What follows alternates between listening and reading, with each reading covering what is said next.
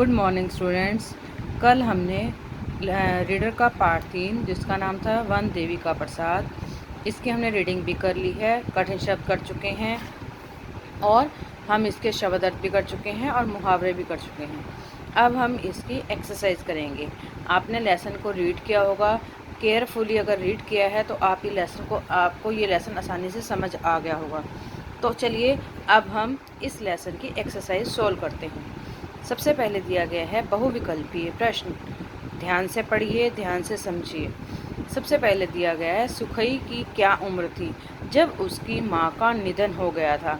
हमने lesson read किया था, सबसे पहली लाइन ही यही आई थी कि सुखदेई की जब माँ की मृत्यु हुई थी तो वह कितने साल का था? 1 साल का। कितने साल का? 1 साल का।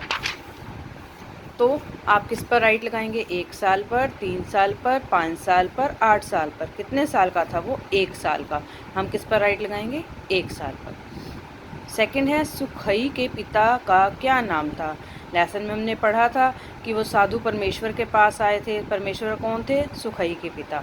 तो उनके पिता कौन थे? रामेश्वर, परामेश्वर, धनेश्वर या ज्ञानेश्वर?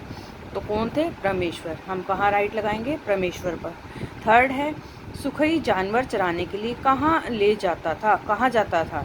जंगल में, खेत में, बगीचे में, नदी में। कहाँ जाता था? जंगल में। कहाँ राइट लगाएंगे हम? जंगल में के सामने। वन देवी ने किसके फल दिए थे? वन देवी ने उसे किसके फल दिए थे जब उसने कहा था कि आप इस कुछ फलों को अंगोछे में बांध लो? आम के फल, सेब के फल, अंगूर के फल या फिर सोने के फल? कौन से फल दिए थे उसने? सोने के फल। तो कहाँ राइट लगाएंगे हम? सोने के फल के सामने वाले बॉक्स में। आपको ये क्वेश्चन आंसर दिए गए हैं, इन्हें हम अपनी नोटबुक में करेंगे। नेक्स्ट आपको दिया गया है सही कथन के सामने सही और गलत के सामने गलत का चिन्ह लगाइए। ध्यान से पढ़िए। सबसे पहला दिया है सुखई सारा दिन गली के बच्चों के साथ खेलता रहता था। रॉन्ग। नहीं खेलता था ना, वो क्या करता था? सुबह ही अपने अंगोछे में 2 रोटी बांधकर जंगल में वो अपने पशुओं को चराने के लिए ले जाता था। तो ये क्या है हमारा? रॉन्ग। सेकंड है सुखई पेड़ पौधों में पानी देता था। राइट। मुरझाए हुए पौधे खिल उठे थे ना उसके पानी देने से। नंबर 3 है सुखई ने बूढ़ी माँ को पानी पिलाया। जब बूढ़ी माँ ने कहा था कि मैं प्यासी हूँ, मुझे पानी पिलाओ, तो उसने पानी पिलाया था ना। तो हमारा ये क्या है? राइट। सुखई ने बूढ़ी माँ को फल देने से मना कर दिया। रॉन्ग। बल्कि उसने पेड़ से क्या कहा था कि मेरी मैया भूखी है तो कुछ फल दे दो। तो ये क्या है? रॉन्ग। फिफ्थ है परमेश्वर की गठरी खोलने पर उसमें से पत्थर निकले। क्या ये सही है? नहीं, गलत। क्या निकले थे? सोने के फल, जिससे वो अमीर हो गए थे। नंबर 6 में क्या है? घने जंगलों की कटाई रोकनी चाहिए। राइट। पर्यावरण को शुद्ध रखने के लिए हमें जंगल की कटाई को रोकना चाहिए। नंबर 7 है हमें जानवरों के चमड़े से बनी वस्तुएं खरीदनी चाहिए। रॉन्ग। क्योंकि जो कुछ लोग हैं वो इन बेजुबान जानवरों के चमड़ा प्राप्त करने के लिए उन्हें मार देते हैं। तो वो जानवर बेजुबान होते हैं, बेचारे कुछ नहीं बोल पाते।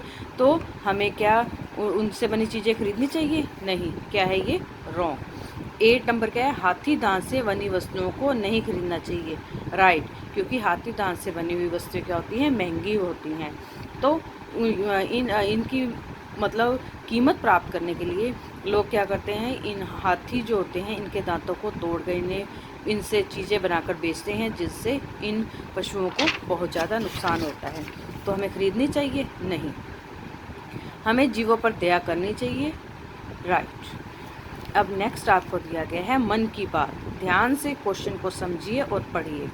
सुखई के प्रयत्नों से सूखे पेड़ भी हरे हो गए, सारा जंगल हरियाली से हरा भरा नजर आने लगा, इससे पर्यावरण भी शुद्ध हो गया। अब क्या दिया गया आपको?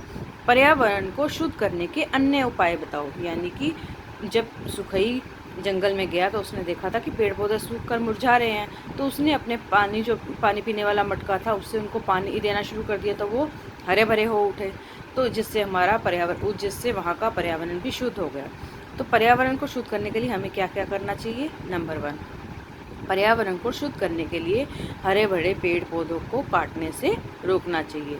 नंबर 2, अधिक से अधिक मात्रा में पेड़ पौधे लगाने चाहिए। नंबर 3, पर्यावरण को शुद्ध करने के लिए वाहनों से निकलने वाले धुएं को कम करना चाहिए। यानी कि जो वाहनों से जो हम अपनी बस, कार, स्कूटर जो भी हम चलाते हैं, तो इनसे जो धुआं निकलता है इससे पर्यावरण को नुकसान होता है, तो इनको कम से कम चलाना चाहिए जिससे पर्यावरण को हानि ना पहुंचे।